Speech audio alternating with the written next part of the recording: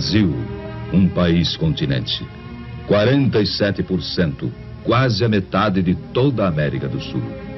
Um gigantesco país cujos pontos extremos, norte e sul e leste e oeste, distam mais de 4.000 quilômetros nos dois sentidos. Um país difícil, que em seu imenso território poderia colocar lado a lado toda a Europa, menos a União Soviética, a América Central, o Japão, a Tailândia, Israel, e ainda sobraria espaço.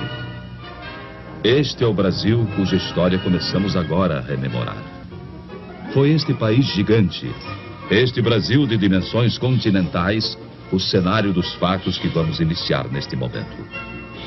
E que começamos a recordar na imagem de jovens que ainda eram crianças quando tudo aconteceu, ou de crianças que nem sequer haviam nascido quando tudo se passou. Dos que não puderam viver as experiências daquela época. E assim, a eles, aos jovens, aos que não viviam ainda, dedicamos principalmente este programa. Bem como a todos aqueles que aos poucos foram esquecendo os dramáticos instantes de 11 anos atrás. Quando o Brasil era outro, era o Brasil de ontem. Uma nação no momento histórico de uma gravíssima opção. E voltemos, portanto, um pouco ao passado. Sem ódios nem rancores, apenas para comparar.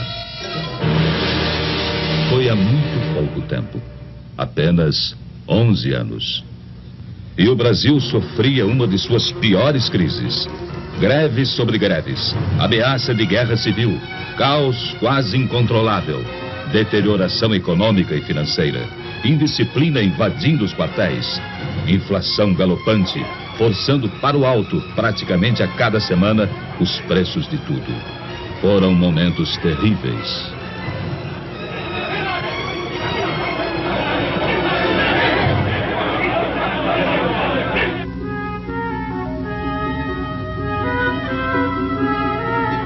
Naquela época, você podia ler a manchete de que era pedida a falência do Banco do Brasil.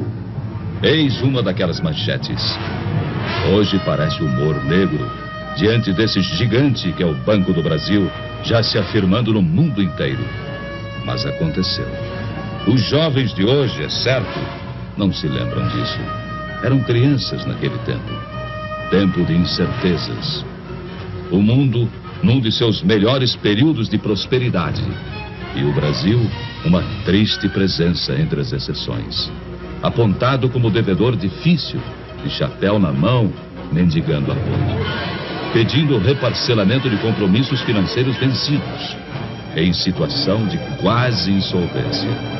E visto por sua importância no continente como um barril de pólvora, cuja explosão levaria também o caos às nações vizinhas.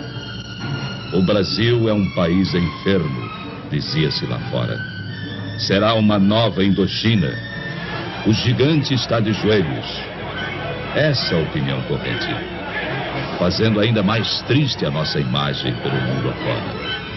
Pois o que se dizia no exterior apenas retratava nossa real situação, sem saber como seria o dia de amanhã. Ao sabor de sucessivas crises, mergulhados num cotidiano de boataria e de incertezas. Foram tempos difíceis. Você se lembra? Você, chefe de família. Você que não era criança há 11 anos atrás. Vocês que viveram aquele tempo. Vocês se lembram? Ultimatos ao Congresso. Agitações de rua, insegurança, ameaças aos jornais, agravamento da crise econômica e financeira. Já então, total descontrole inflacionário. E tamanha desorganização, tamanho caos, em tudo deixava sua marca. A produção se desarticulava. Faltavam os gêneros de primeira necessidade. Pedíamos de joelhos aos credores que esperassem por nós. Havia greves ao menor pretexto, filas para tudo. E, em última análise, quem sofria era o povo, que era levado às ruas para pedir, talvez nem ele mesmo soubesse o quê. Perplexo, sem ter para quem apelar. À espera de uma solução, fosse qual fosse. E por pior que fosse, melhor seria do que solução nenhuma. pois aos poucos o país ia resvalando para o impasse final. Você se lembra? Facções extremistas ameaçavam entrar em choque e não faziam segredo da posse de arsenais e depósitos clandestinos de munição.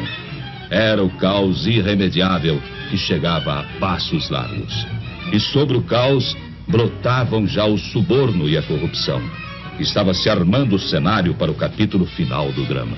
Um drama de consequências imprevisíveis e que ninguém na época poderia dizer ao certo como iria terminar. Pelegos, agitadores, bajuladores e adesistas, aventureiros e por trás deles o comando vermelho dos comunistas. E até gente séria, idealista, mas iludida. Havia de tudo. Havia de tudo naquele imenso caldeirão fervente em que se transformava o Brasil. Você se lembra? Não se sabia ao certo quem estava mesmo à frente do país, quem dirigia os destinos da nação. Por isso, não podia haver comando, nem disciplina, nem ordem e nem progresso. E muitos donos se diziam os verdadeiros donos da situação. Foi há 11 anos atrás. Há apenas 11 anos.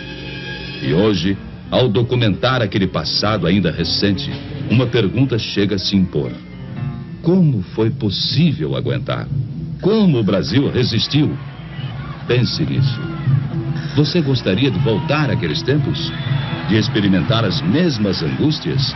De sentir as mesmas incertezas e inseguranças? De voltar ao Brasil de ontem? De ler as mesmas manchetes e ver os mesmos espetáculos? A resposta fica com a consciência de cada um. Com a responsabilidade que todos têm diante de si mesmos e diante de todos os demais brasileiros. Março 1964. O drama brasileiro chegava ao auge. A indisciplina e a desordem acabaram por entrar nos quartéis. Desmoronava o princípio da hierarquia. E então via-se o país ameaçado de perder seu último ponto de apoio efetivo na manutenção da ordem pública. Dali em diante, nada mais que o caos absoluto, a desordem total, a violência sem freios nem medidas. E a todos se evidenciou que o Brasil caminhava para o pior. Caminhava para a guerra civil de consequências imprevisíveis. Foi há apenas 11 anos atrás. O peso do medo e da angústia já era insuportável. Falava-se em matar, em fuzilar, em destruir. A união de pelegos e comunistas afiava suas armas. E tudo indicava que nos próximos dias, ou nas próximas horas, brasileiros se lançariam contra brasileiros. No norte, no nordeste, no sul, nas cidades, no campo, em toda parte. Você se lembra? Era o Brasil de ontem. O Brasil de 11 anos atrás.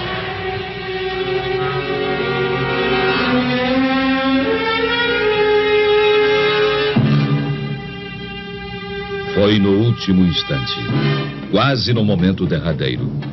E quando o país estava à beira da guerra civil, quase em pleno caos, alguma coisa aconteceu. Era impossível continuar suportando tantos desmandos, tanta incompetência, tamanha anarquia. E o clamor de vozes conscientes encontrou eco em soluções inadiáveis. E as Forças Armadas, elas próprias, mais do que ameaçadas, foram chamadas, praticamente intimadas, a cumprir a missão que o momento lhes impunha. Restabelecendo a ordem e livrando o país dos trapos vermelhos que ameaçavam sufocá-lo.